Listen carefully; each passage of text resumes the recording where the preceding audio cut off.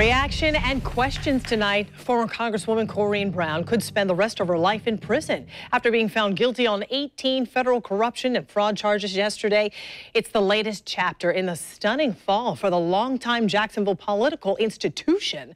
Brown's lawyer, James Smith, vowing they will appeal. Florida State Senator Audrey Gibson told News4Jax today, despite her personal feelings about her friend, this is how the system works. Well, in a system of justice, the jury has the final say. Whether we feel they're right or wrong, they swore a duty to review the evidence.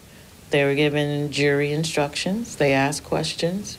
They deliberated, and that was their verdict. And obviously, we have to accept it, or as I've heard, there may be a motion for a new trial, and if the judge... Well, we know many of you have been asking questions about this trial on our website as well as our social media pages. Tom is here now along with Lizzie Gardner. We took some of your questions to our legal experts to get some answers for you. So here's one of your questions. It says, if Corrine Brown was found guilty, why didn't she go to jail right away? All right, I'll take that one. The deep dive answer here is actually the Federal Bail Reform Act, all the way from 1884.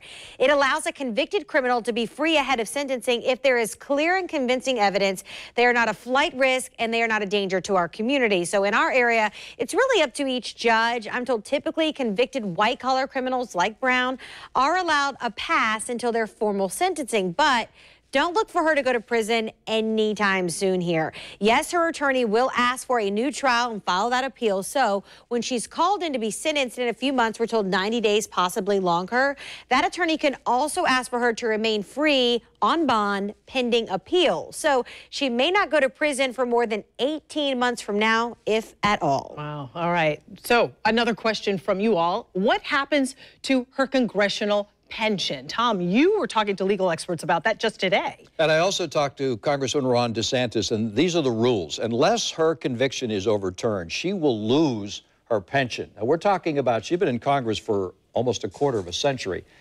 She will lose a six-figure sum of money every year for the rest of her life, which painfully would wind up being much more than what the government said she got through the one-door scheme.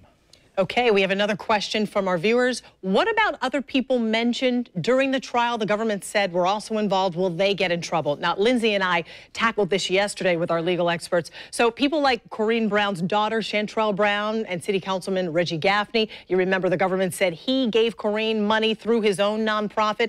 Well, the government could have compelled them to testify and offered them immunity, but the government did not offer anybody else deals. So now that opens up the possibility of the government going after them too. However, our legal experts are telling us the government likely will not go after them because prosecutors really were just focused on that big fish in the sea, and that was Corrine Brown.